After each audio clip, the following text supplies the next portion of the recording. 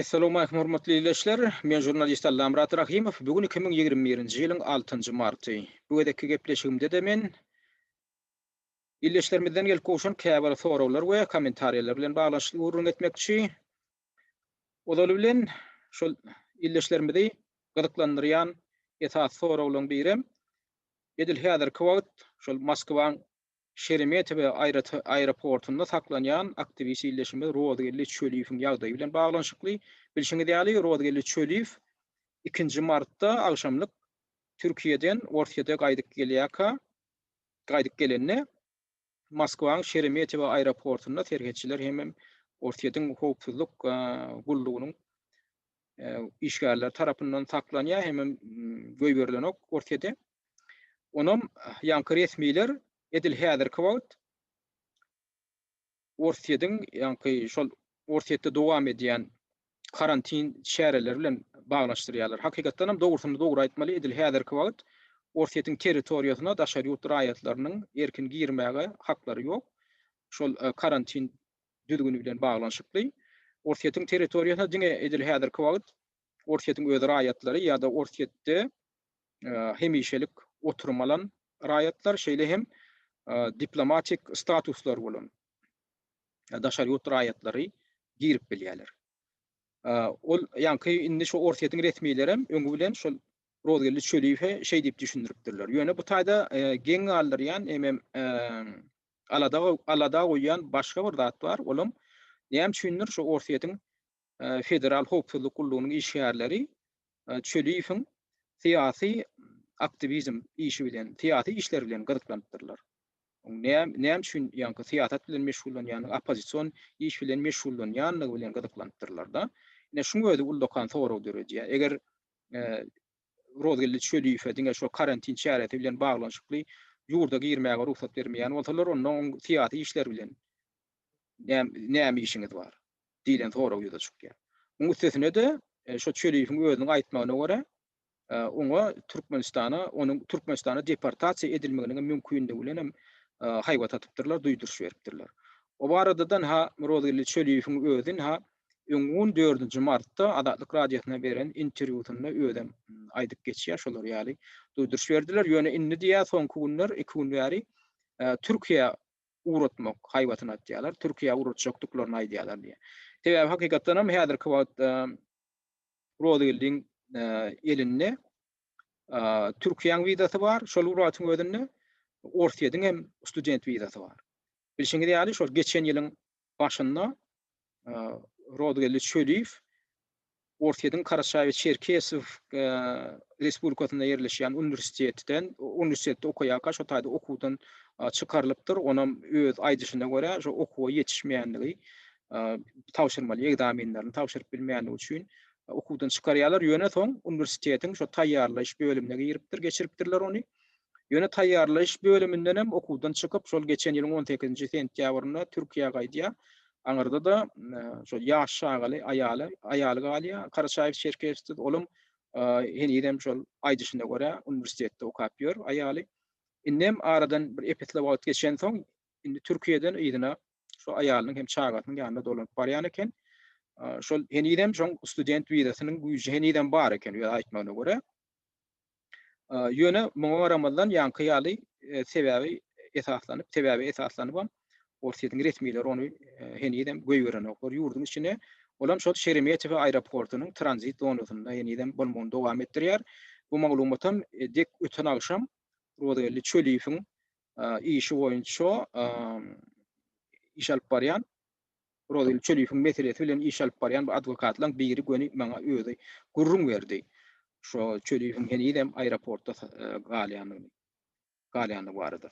Indi şu Rodgelli Çöliýewiň meselesi bilen edil häzirki wagt käbir insan hukuklaryny goraýjy guramalarym häzir gyzyklanyp şoňa alada bildirýärler. Hususan hem şoň ýygyna ýagny Türkmenistana deportasiýa edilmek howpunyň öňüne almak üçin hereket edýärler.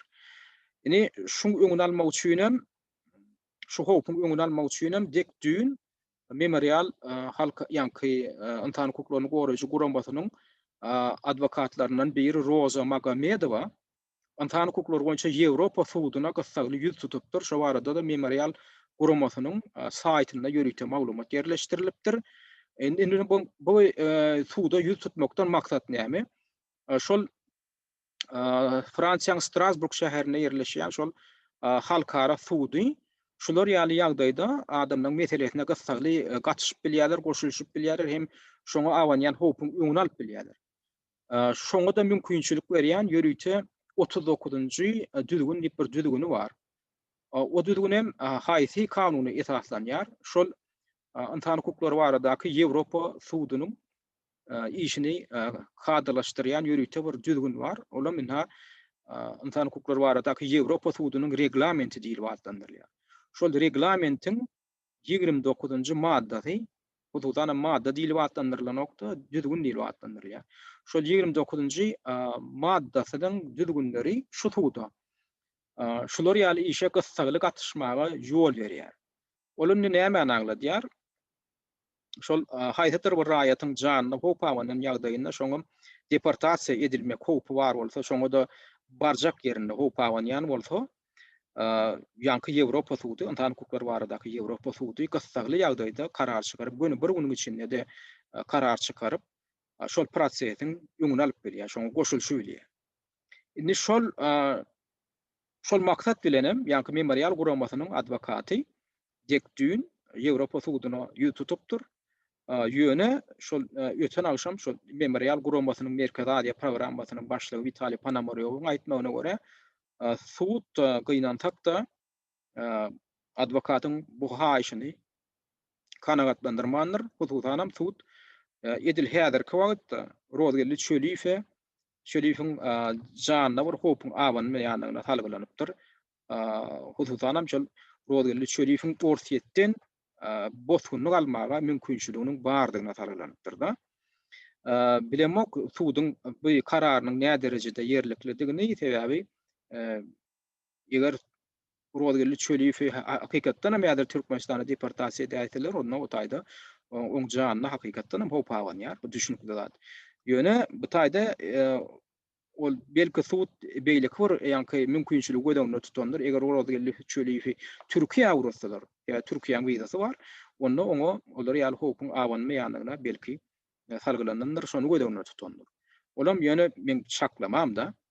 Indi ýöne begendirýän zady edil häzirki wagt şu Rozgelli Çölifeň ýagdaýyny halkara gurumalary, ýa hukuk goraýjy gurumalary idarlap otyrlar, şoňa gödäwçilik edip otyrlar, daşyndan ýa bir kysany adwokatam bu ýurda iş alyp barýar. Ine edil şuň kun şu wagt Rozgelli Çölifeň ýagdaýy ne şular ýaly geljekde bidem bu wakany idarlamagymda seýnet buňa ýanky teýin bermegimizi dowam etdirer. Ýöne Rozgelli Çölife ýakyn wagtlarda belki Orsiýetiň territoriýasyna goý berip, o taýda syýasy bosgunlyk statusyny bererler ýa-da şoň meselesine garap başlarlar diýip umyt edýär. Buňa da doly esas bar. Sebäbi Rozgelli Çölife hakykatdan hem syýasy opposision iş bilen meşgullanıp gelýär. Ne soňky bir adamdan bir ýarym ýyldan gowrak wagt ýary. Oňa da Orsiýetiň migrasiýa gullugyny näme garalmagyna doly esas bar. Indi şu wakalar bilen bir wagtda ýene de memorial guramasy Türkmenistanda başga da bir raýatyň garyndaşlaryna ýam adar berilip barlan adar berilip başlananda barada alada bildirip beýan edipdir. Öňün 4-nji martda memorial guramasynyň saýtynda memorial guramasynyň şu Merkezi Adia boýunça programasynyň başlygy Vitali Ponomaryow bilen birlikde Türkmenistan Helsinki fondunyň başlygy Täjul Begmedow ikisi ýörüýte beýan edip şonda Türkiýede ýaşaýan 24 ýaşly ýyleşimi Sultan Öwödowyň şol opposision kanalyň birinde ýa bir näçesinde ýüzüni açyp çykyş edenden soň oň garyndaşlaryna adar berip başlandyklary barada ýörüýte beýanat ýaýratdyrlar. Sultan Öwödowyň nähil lakam bilen çykyş edenligi aýdylanyp berdi. Şolunda şol aktivistlerden biri bolmaly, ýüzüni açyp çykyş eden. Ýöne hakyky dokumental ady Sultan Öwödow diýip görkezlipdir. Ana şoňam şu Türkmenawat şäherindäki dogan garyndaşlaryna edil häzirki wagt Türkmenistanyň howpsuzlyk gullugynyň işgärleri adar berýär. Bular minha soňky günler alada dörejen wakalaryň biri boldy. Indi şu wakalan fonunda da düýbi Amerikan Birleşen Ştatlaryna ýerleşýän Freedom House guramasy, halkara insan hukuklaryny goraýjy guramasy, dünýäň dürli ýurtlaryndaky azatlyklaryň ýagdaýyna, insan hukuklarynyň hem azatlyklarynyň ýagdaýyna baka berip, ýürüýte ýyllyk hasabatyny çap etdi. Ol hasabatam şol 2020-nji ýylyň dowamynda dünýäniň dürli ýurtlaryndaky şol insan hukuklarynyň hem hak hukuklarynyň hem azatlyklarynyň ýagdaýyna ýürüýte syn berilen bir hasabat. Indi şu hasabatda da Türkmenistan ýene-de nowatdaky gedek özüniň ýakatyny dünýä tanadypdyr. Hususan mine şu taýda iki sany kategoriýa boýunça ýurtlardaky ýagdaýa baha berilýär. Onuň birinji kategoriýa syýasy hukuklar diýilip atlandyrylýar. Şu syýasy hukuklarda da iň gowy görkezjili ýurt 40 bal alyp bilýär. Iň yaramaz görkezjili ýurdam 0 bal alyp bilýär. Ine Türkmenistan görüşüňiz ýaly syýasy hukuklar, raýatlaryň syýasy hukuklar meselesinde alyp bolajak 40 baldan 0 bal alypdyr. Beýdimek näme aňladýar? Türkmenistanyň raýatlarynda hiç ýyly syýasy hukuklaryň ýokdugyny aňladýar. İkinji bir kategoriýa olam raýat azatlyklary diýilen kategoriýa. Onda da o kategoriýada iň ýokary bal 60 bal alyp bolýar. Türkmenistan şol alyp bolajak 60 baldan bary ýok 2 bal alypdyr. Indi şu gedek hasabatda Türkmenistanyň hatda Demirgady Koreýadan hem yaramaz bal baha alanlygy aýdylýar. Demirgady Koreýa 3 bal alypdyr umumyň. Indi şu taýda şu iki kategoriýaň ikisini jemleýände 100 sany bal bolýar. Şu 100 baldan Türkmenistan bary ýok 2 bal alypdyr. Indi Türkmenistan bilelikde ýa-ni iň soňky üçlügi awara edýän beýleki iki ýurt Günorta Sudan hem Eritreýa. Günorta Sudanyň bir öz başdaky ýurt däl, Sudanyň bir Günorta regiony. Ol Sudanyň Günorta regionunda da häzirki wagt grajdanlyk uruşy dowam edýär, hem terrorizm hereketleri dowam edýär. Indi özüňiz gözüňe getirip görüň. Türkmenistan ine parahatçylyk ýagdaýdaky ýurt şu terrorizmiň grajdanlyk uruşynyň dowam edýän ýurdy bilen bir hatarda ne şular ýaly ikilige eýe bolupdyr, iki bala eýe bolupdyr. Ine şu taýda hasabatym şu Türkmenistanyň degişli bölüminden şu görkezlen. Mundan daşary şu Freedom House guramasy umuman şol 2020-nji ýylyň dowamynda tutuş dünýäde adam hukuklarynyň hem azatlyklarynyň ýagdaýynyň görülip eşdilmedik derejede yaramazlaşanlygyny ünsü çekipdir. Ne şu taýda görüşüňiz ýaly soňky 15 ýylyň görkezjileri görkezlipdir 2005-nji ýyldan 2020-nji ýyl aralykda. Ne şu taýda minus 40 ýaş diýip bir san görkezlen. Ol näme aňladýar? Birazjyk şu aşagynaky ne ýazga üns berseňiz, şu açygyrak çal reňkde şol 2020-nji ýylyň dowamynda insan hukuklarynyň ýagdaýynyň birazrak gowlanan ýurtlarynyň sany görkezlipdir. Ana şol 2020-nji ýylda insan hukuklary birazrak gowlanan ýurtlaryň sany 28, emma insan hukuklarynyň yaramazlaşan ýurtlarynyň sany 73. Şularyň ara tapawdam 40 ýaş bolýar. Görüşüňiz ýaly inni ondan öňkü ýögür bilen deňeşdiremiz. 2019-njy ýylda nähil bolupdyr. 2019-njy ýylda insan hukuklarynyň ýagdaýy gowlaşan, birazrak gowlaşan ýurtlaryň sany 37. Olana 20-nji ýyldan has gowy. İnsan hukuklarynyň yaramazlaşan ýurtlarynyň sany 64, ýagny 2020-nji ýyldan has az. Şeýlelikde bu näme üçin ala böyle 2020-nji ýylda tutuş dünýäde adam hukuklarynyň ýagdaýy şeýle göz görtele yaramazlaşypdyr. Onuň oň sebäbinem Freedom House guramasy şol 2020-nji ýylyň dowamynda koronavirus sebäpli girilen çäklendirmeler, adamyň hukuklarynyň çäklendirmeleri bilen baglaşdyrýar. Hasam hukuklar görüşüňiz ýaly men öňkü gepleşiklerimiň men bir ýerinde men belläp geçdim. Şol koronavirus pandemiýasy bilen baglanşykly dünýäniň dürli ýurtlaryna häkimler, diktatorlar şuny bahanalap adamlary, raýatlary hak hukuklarynyň köp derejede maklum etdiler. Şoňa da men aýratyn üns berip berýärdim, men gepleşik edipdim. Ýadyňyzda bolsa 5-nji ýanwarda taýýarlan gepleşigim Covid we elden gidýän hak hukuklary diýip atlandyrylýar. Şonda da men aýratyn durup geçdim. Şol ine koronawirusa garşy göreşi bahanalap dünýäň dürli ýurtlaryna häkimiýetler, raýatlary hakdan, hukukdan mahrum etdiler. Şonam dowam etdirýärler. Ýagdaýam kem-kem yaramadlaşmak bilen bolup barýar. Gynanç hatda ine Ýewropanyň demokratik ýurtlary diýilýän ýurtlaryna da edil şugun adamdan haklary, hukuklary, konstitusiýon, iň bir fundamental konstitusiýon hukuklary ellerinden alındy. Ödem gaty gödek ýagdaýda. Şugunky ulanylýan praktikaňam hiç bir kanuna hem konstitusiýa itaatlanmaýanlygyna köp aktivistler ünte çekýärler. Özüňiz pikir edip görüň, häzirki wagtda Çehiýa ýurtda kenidem hemme restoranlar, mehmanhanalar, barlar, kafeler ýapyk. Munyň daşyndan indi şu mesele bardy. Şu giýirilýän çäklendirmeleň näme derejede kanuny laýykdygy ýa konstitusiýa laýykdygy barada hiç ýyl açyk diskussiýa gurnamak bolanok. Ondan aslında şu maska düzgün diýil ýa. Ýani häzirinki wagtda mejburi test etdirmek. Bu koronavirus bilen bakanlap adamlar testden geçirmek. Ol geçirilýän o test enjamlarynyň näme derejede howpsuzlygy barada da alada döwredýän ýagdaýlar bar. Menim gepleşiklerimiň başga bir ýerinde de men belläp geçipdim. Ünwatarda çap edilen käbir maglumatlara salgylanyp, şu testleň özlerinden ýa geçen ýylyň baharyna koronavirusyň tapylandygy barada faktlar bar. Şoň üst açyldy. Indi şu testden geçmäge de adamlar mejbur etmekliň özi gaty häzir alada döwredýän ýagdaýlaryň bir sebäbi köp adamlar şu taýda şu testleň özünde koronavirusyň ýokdugyny ananoklar. Tebe hakykatdan ham resmi ýagdaýda üst açyldy. Şu testleň özünde koronavirus bar.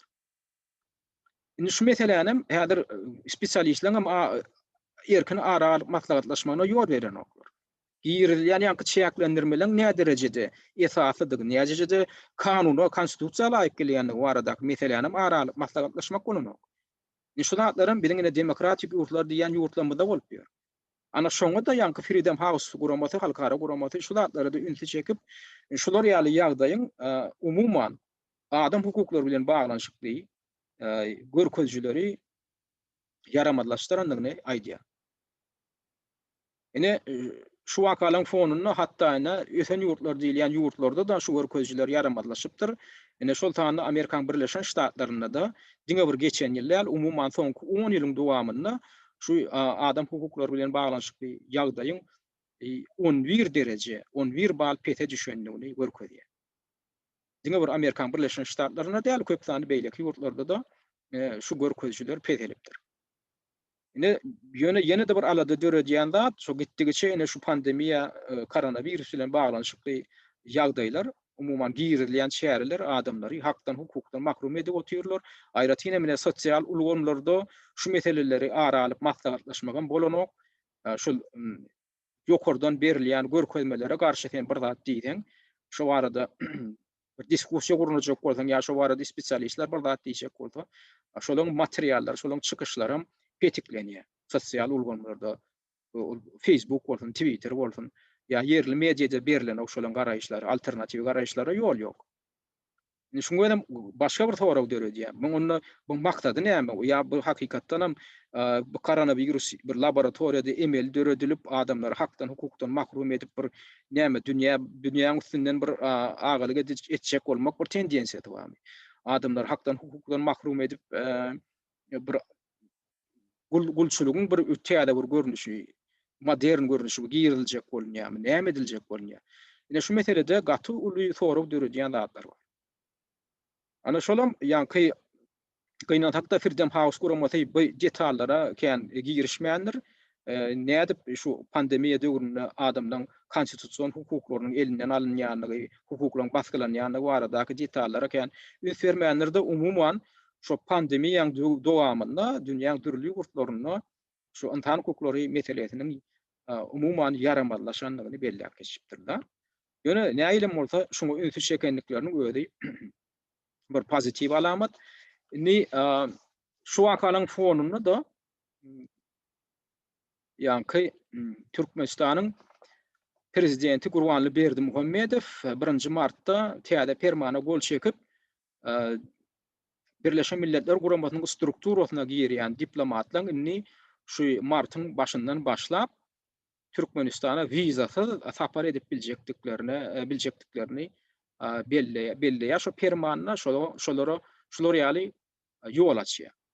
Indi şu arada da käbir illeşleme sonra beripdirler. Şu Türkmenistan prezidentinin şu permany bir gowluň alamatymy, bir pozitiv alamatmy ýa-da nähil düşünmeli. Ýani halkara gurumalarynyň diplomatlary indi mundan beýlek Türkmenistana vizasyz 30 günüň dowamynda Türkmenistana vizasyz bolup bilýärler. Ýöne daşyndanam ýanky permanyny eger halkara ýanky Türk Birleşen Milletler Guramasynyň strukturasyna girýän edaralar şo taýda öz şahamçylaryny açdylar Türkmenistanyň onda şoň işgärleri tutuş öz işleýän döwründe vizasyz ýagdaýda işläp bilýänlikleri hem aýdylýar. Diňe bir şol edaraň işgärleri de şoň başgala agdalarym mundan beýlek şol edaraň işleýän döwründe Türkmenistanyň territoriýasynda vizasyz ýaşap bilýärler, iş alyp baryp bilýär.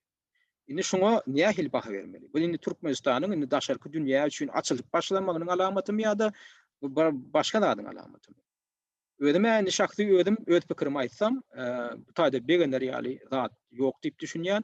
Sebäbi indi ünsür görseňiz indi şu taýda Türkmen News portalynyň şoňa bagyşlan maglumatyny şol ýanky vizasyz gelmäge ruhsat berilýän strukturalar sanalyp geçiripdir.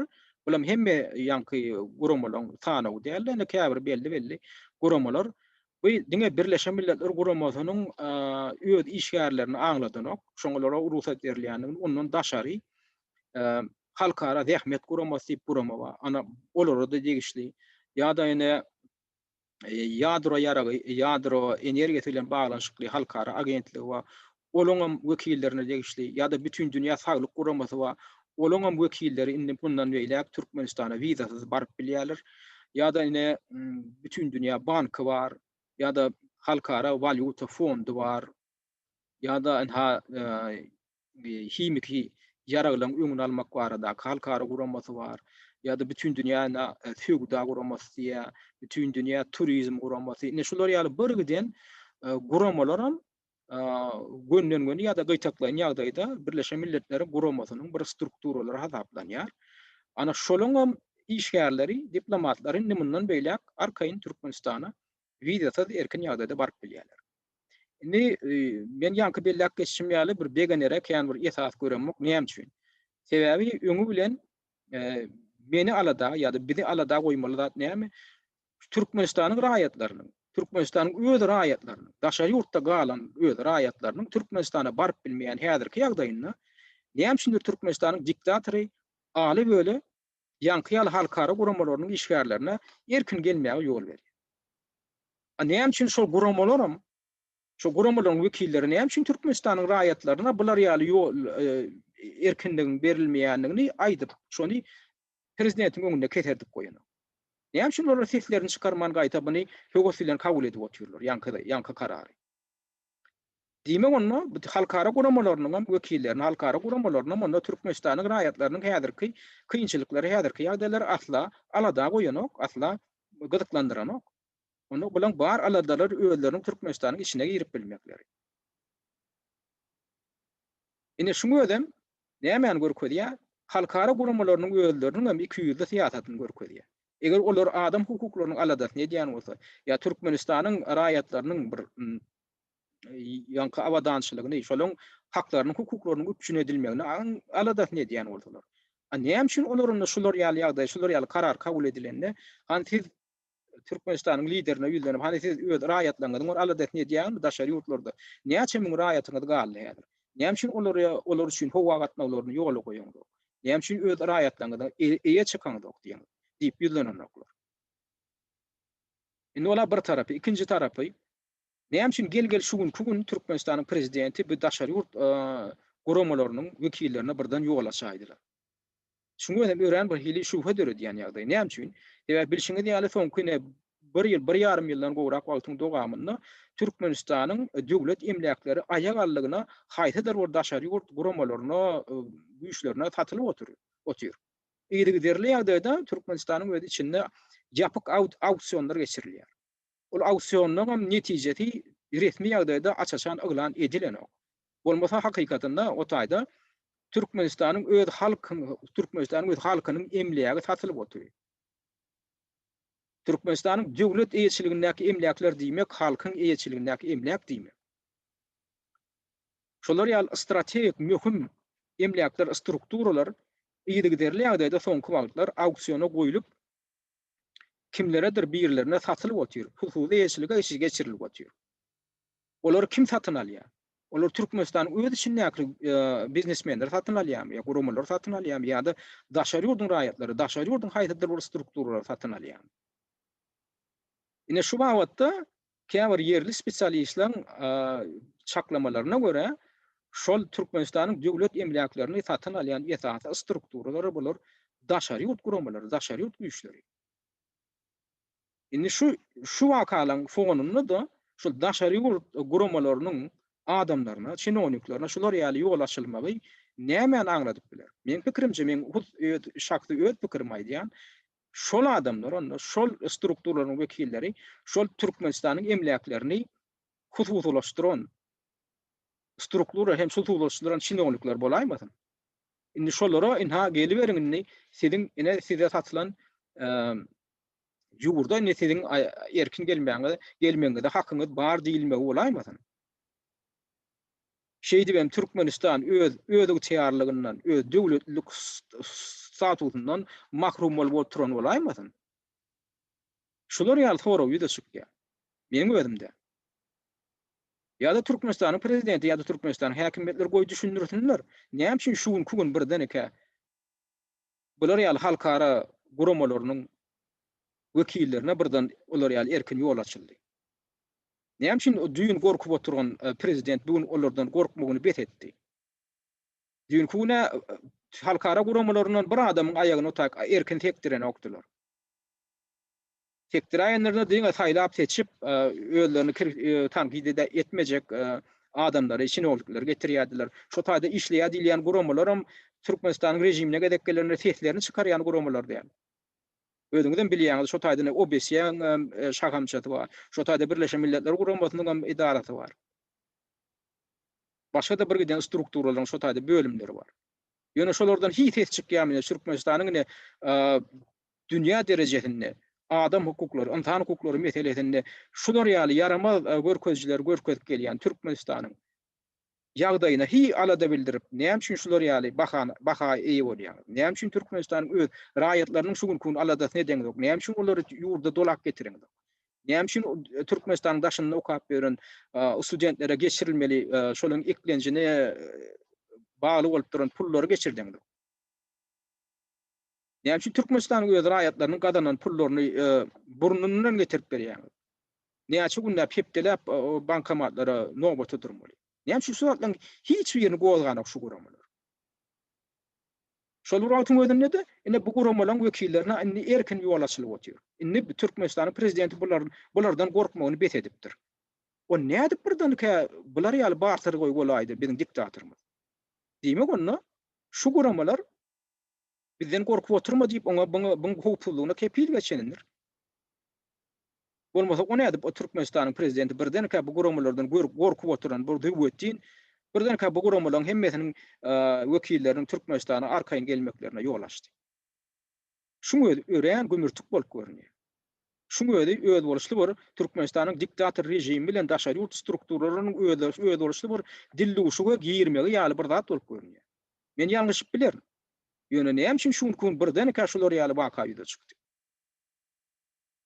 Eger bular ýaly Türkmenistany bular ýaly açmagy hitdi çatýan bolsa, ýytyar çatýan bolsa, Türkmenistanyň raýatlaryny geler ýaly etsin. Türkmenistandan çykyp gaýtmaga mejbur bolan biz ýaly Türkmenistanyň raýatlaryna barar ýaly etsin. O näme üçin daşary ýurdun diplomatlaryndan gorkmaýan bu haramzada diktator biz ýaly adamlardan Türkmenistanlylardan gorkup oturuyor. Bizim onu ersin şo taýy. Näme üçin biz ýaly adamdan hukuklary barada bu guramalar gurrun edip gelen. Ana şu taýda ullu kan soraw döredýän meseleler bar. Ana biziň watandaşlarymyzyň şu aradaky berýän sorawna men jogabym şular ýaly men bu taýda ören uly soraw döredýän meselelerin barlygyna men üst çekedim. Ondan ine şuň bilen baglanşyk dine käbir illeşlenme daýdy da Türkmenistanda hukuk meselelerine gedek gelenine halkara guramalarynyň başgaldyrmaly käbir meselelerini gozgap kommentariýadan illeşlenme de ana şolardan biri mine Recep Ahmedow şo soňky garaşdyrlyk ýyllarynda Türkmenistanyň içinde millet paralyk şovinizm ýaly tendensiýalaryň güýçlenýänini ünsi çekip şeýle diýe. Gynantakda millet paralyk şovinizm, milli artykmaçlyk şeýle hem yerlilik we tigre paralyk 1991-nji ýyldan bäri Türkmenistan döwletiniň binýadydyr. Eger 1991-nji 2006-njy ýyllar aralygynda türkmenleşdirme, derusifikasiýa ýagny Rus milletiniň wekillerini garaklatmak, ruhnamalaşdyrma we türkmen däl milletleri emeli ýollar bilen gatyp çykarma siýasaty, has ýörgünli siýasat bolan bolsa, 2007-nji ýyldan başlap adagdalan prosesleriň üstüne ahallaşdyrma, göktepeleşdirme, ayalafobiýa we gender äsgermedligi hemde Berdimuhammedowyň maşgala agdalaryny ähli pudokları ornaşdyrmak ýaly elgençlikler has ýörgünli bolup urat diýip özüni Recep Ahmedow diýip adlandyran ýyleşme ýa kommentariýa. Ören mühim problemany gozgapdyr.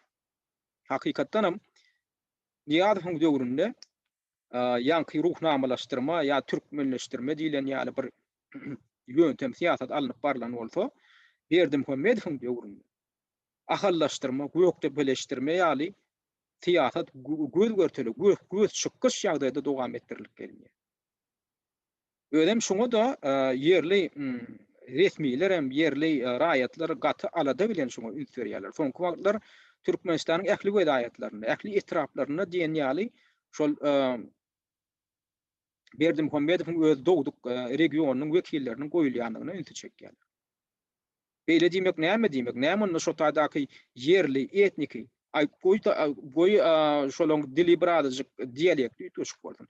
Näme onu şolary bellemeklik näme? Türkmenistanyň onu kadatyna, kanunyna laýyk gelenok. O näme diskriminatiw näme bolýar? Näme üçin yerli raýatlaryň wekilleriniň içine münasip çinonik bolmaga, şo taýdaky mühim wezipeleri eýlemäge münasip adamlar ýokmy?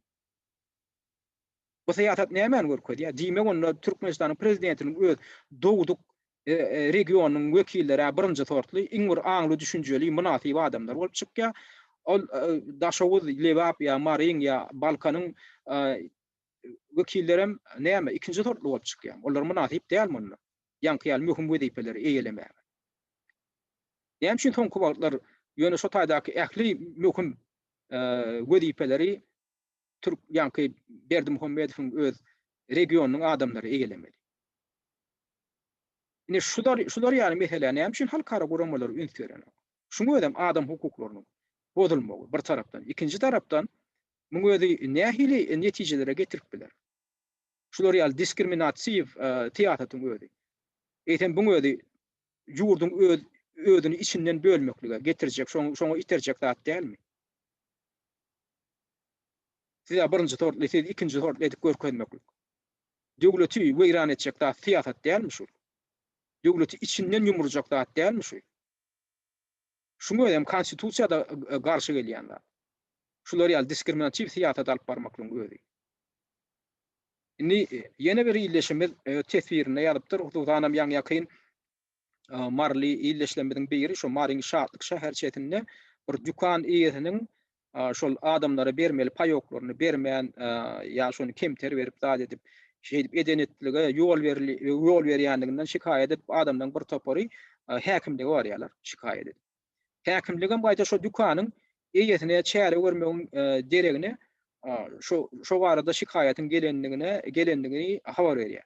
Dükkanyň eýesine de oňa dükkanyň eýesine hiç çäre görünok.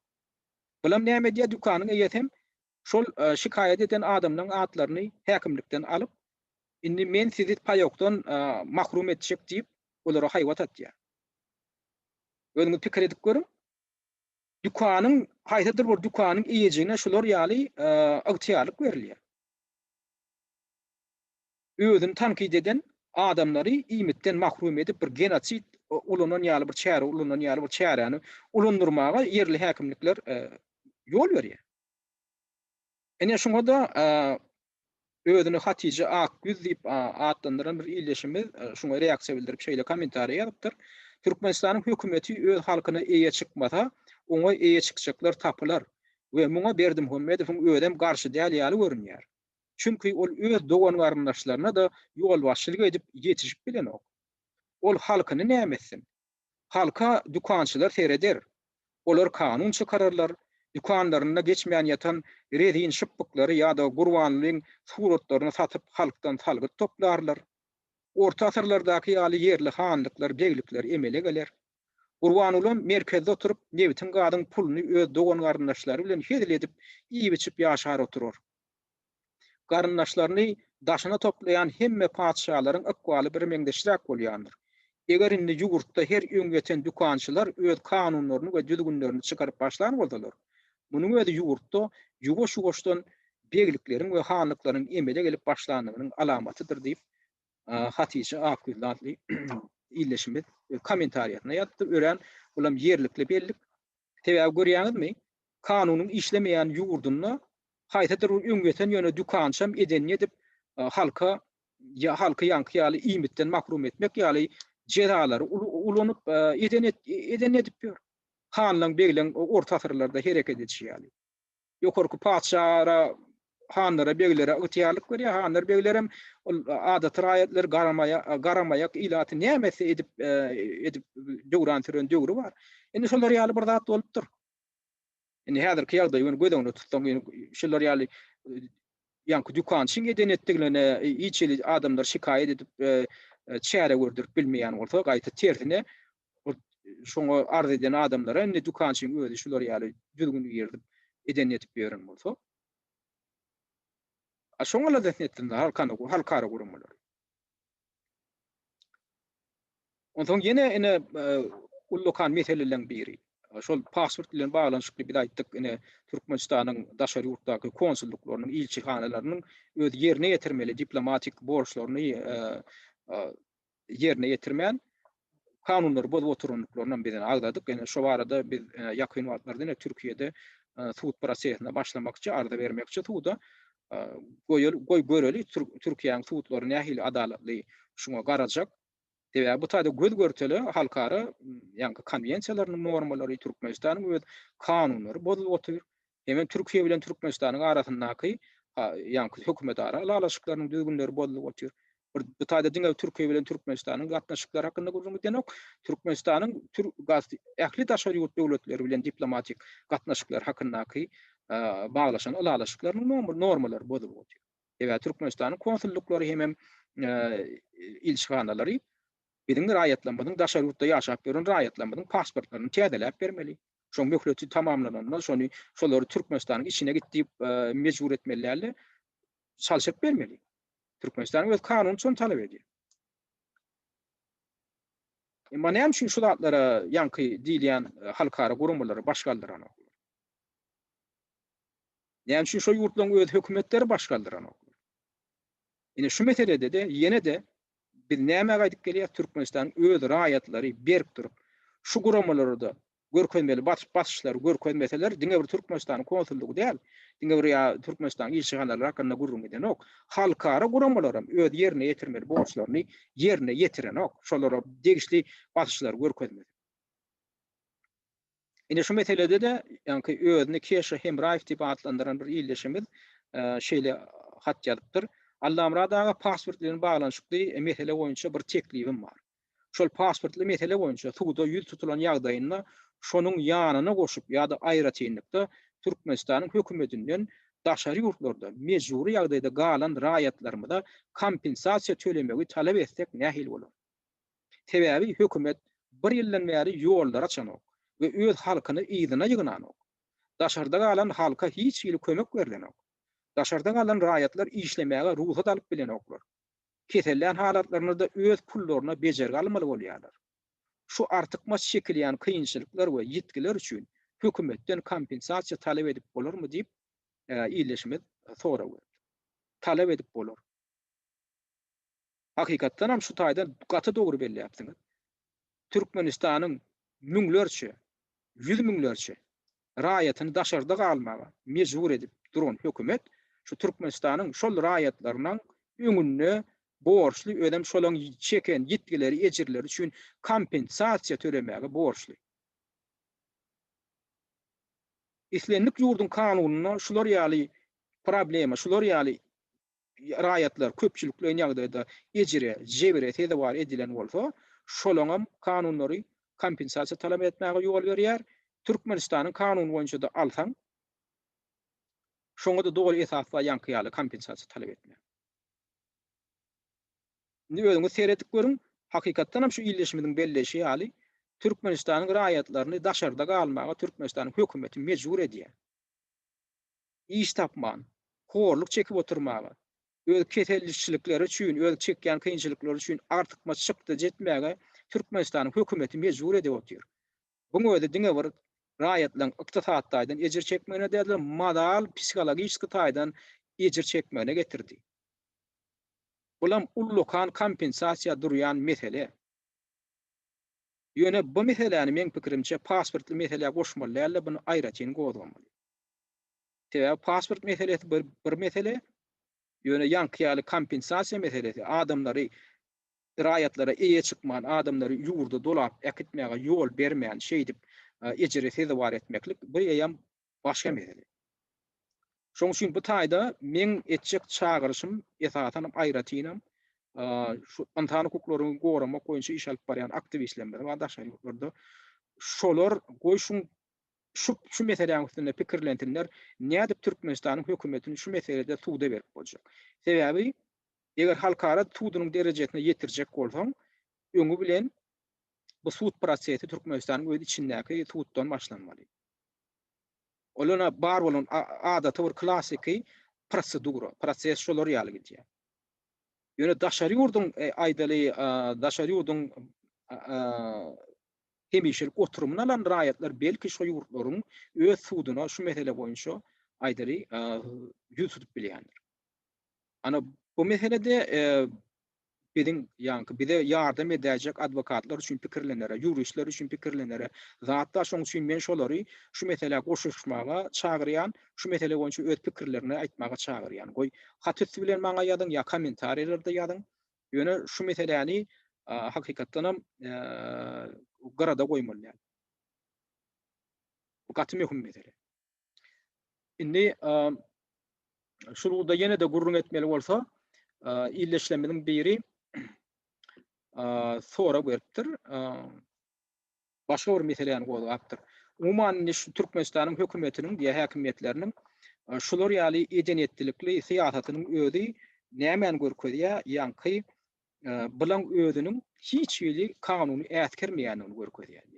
Ýöne şular ýaly kanuny ätkermeýän, jenaýetçilik derejesinde siýasat alyp barýan hökümete garşy görüşde biz kanunyň şäherine hereket etmeli ýa-da biz kanundan çykyp bilersmini diýen ýaly bir hili ähengde sonra beripdir. Ol sonra beren illeşmediň ady Watan Perwanaýew.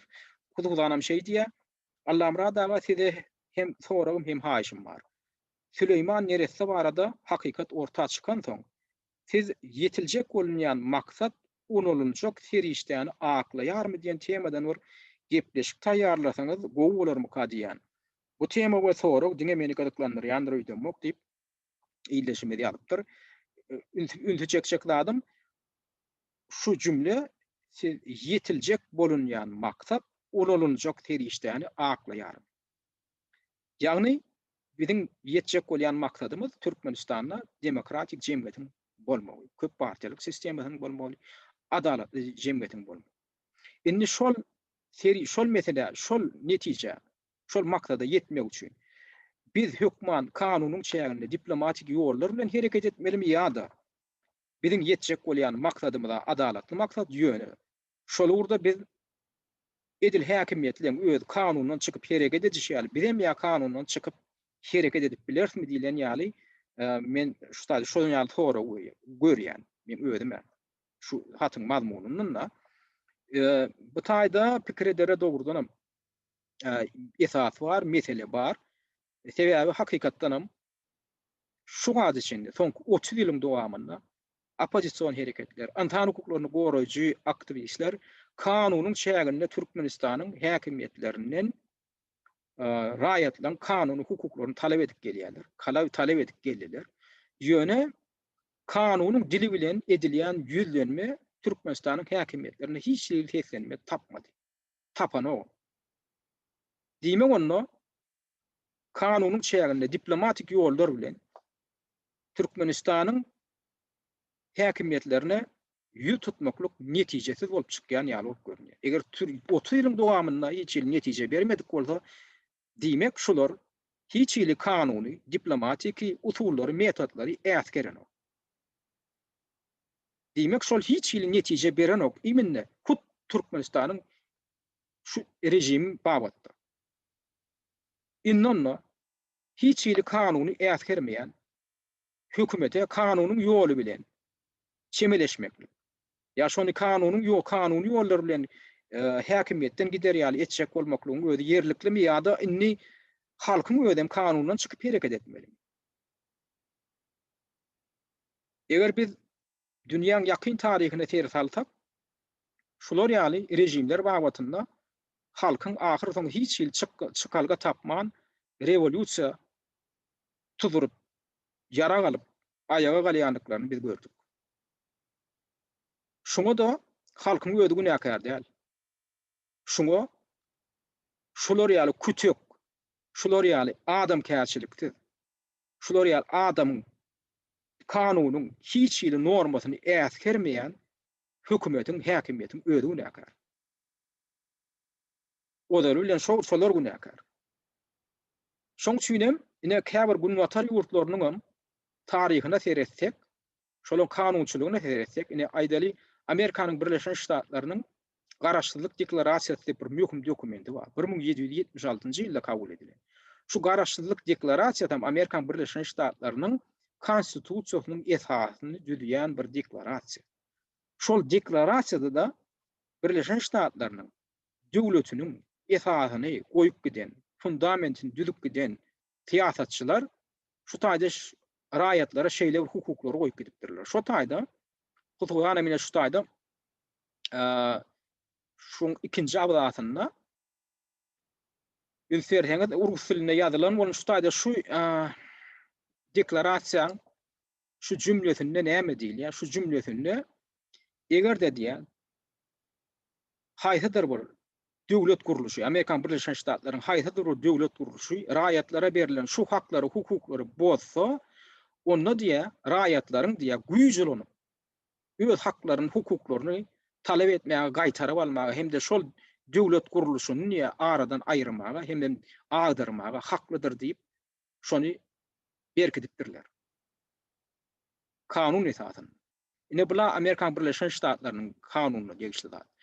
Bundan daşary günwataryň ýene de bir demokratik ýurtlarynyň biri bolan Fransiýanyň öz deklarasiýasy bar. Ol deklarasiýada adamlaryň hem raýatlaryň hukuklary we azatlyklary adly deklarasiýa olan 1789-njy ýylda kabul edilen deklarasiýa. Şoňam ikinji maddasynda raýatlaryň hukuklarynyň elden alynan ýagdaýynda şolaň güýjülanyp özleriň hukuklaryny täzeden dikeldip biljekdikleri aýdylýar. Şo arada 1793-njy ýylda şol deklarasiýa ýene de bir goşmaça madda girdilýär. Şol 35-nji maddada şu taýda gönden gön aýdylýar. Haçanda diýär hökümet halkyň diýär hukugyny bozan ýagdaýynda onda diýär halk diýär halkyň mukaddes hukugy hemem gaýra goýulmasyz borçy diýär şonu güýjülanyp täzeden dikeltmekdir diýen ýaly. Şu taýda madda bar. Indi men bu natlary näme üçin agdap otýan? Günwataryň demokratik ýurtlarynyň konstitusiýasynyň esasyny tutýan ýanky ýaly deklarasiýalarda, hatda Birleşen Milletler Guramasynyň insan hukuklary baradaky ählumumy jarnamasynyň girişiniň 3-nji abzasynda adamlaryň, raýatlaryň öz hak hukuklaryny güýjülanyp gazanmaga haky bardyr diýilip bellenilýär.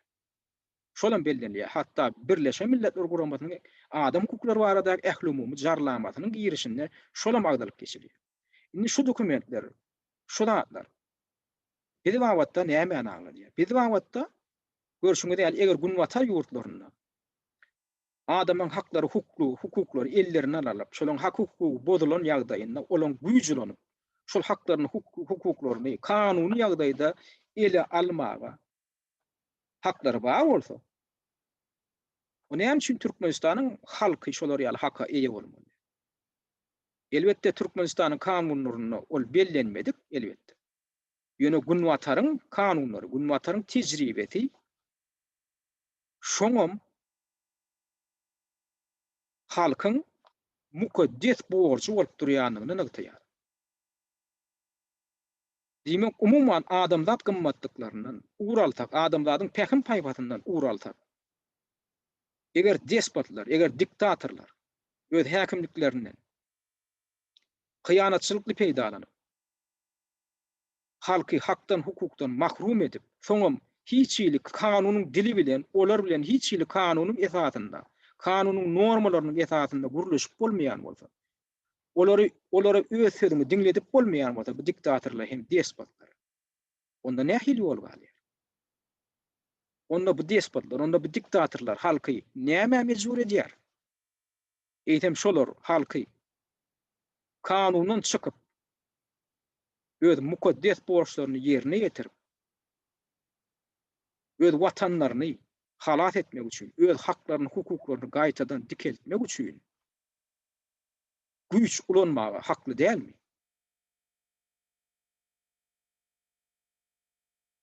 Onda başga näme çykalyp bar? Men şu zady näme üçin nagtaýan? Men şuny Türkmenistanyň häkimetleriniň dikkatyna ýetirmek üçin aýdýan. Siz adamlara öz halkyňyza indi kanunyň çägine hereket etmäge hiç ýerde ýol goýmadyňyz. Başga çykalga goýmadyňyz. Indi diňe kanundan çykyp hereket etmekden başga çykalga goýmadyňyz. Sebäbi siz adam diline düşünmeýän mahluklar bolup çykdyňyz. Sebäbi siz hiç ýerde kanunyň normasy näme, kanun näme?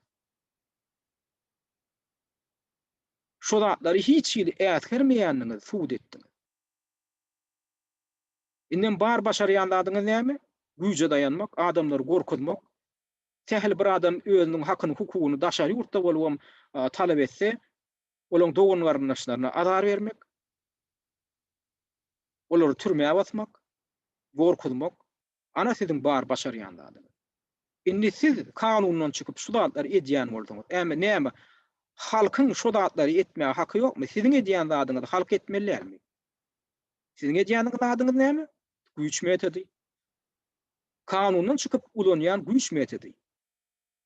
Eger siz kanundan çykyp güýç ulanmaga hakyňyz bar diýip hatap edýän bolsaňyz, şolar ýaly hak. Halkda da bar. şolar ýaly hak. Siziň raýatlaryňyzda da bar onu. Sebäbi siziň özüňiz, öz hereketiňiz bilen şonu edip bolýanyny görkezip oturýarsyňyz. Siz halk wagtynda, siz raýatlar wagtynda şolar ýaly tiýata alyp barýan bolsaňyz, näme üçin siziň halkyňyz, siziň raýatlaryňyz siz wagtda şolar ýaly tiýata alyp barmalylar? Ýagny güýç ulanmak tiýatadan alyp barmalylar. Han siz şoňa jogap beriň. Diýmek siziň özüňiz şoňa öz hereketiňiz bilen ýol berdiňiz. Başga hiç ýyl çykarga goýmadyňyz. Şu mesele biziň raýatlarymyzyň oýlanmaly meselesi, biziň häkimetleriňiň oýlanmaly meselesi. Şoň üçin kimde kim şu urda nähili bir pikir aýtjak bolsa, nähili pikir bar bolsa, nähili çekdiği bar bolsa, komentariýa bölüminde aýdyp biler. Gelin bundan beýle şu meselelärem aralyp maslahatlaşyk.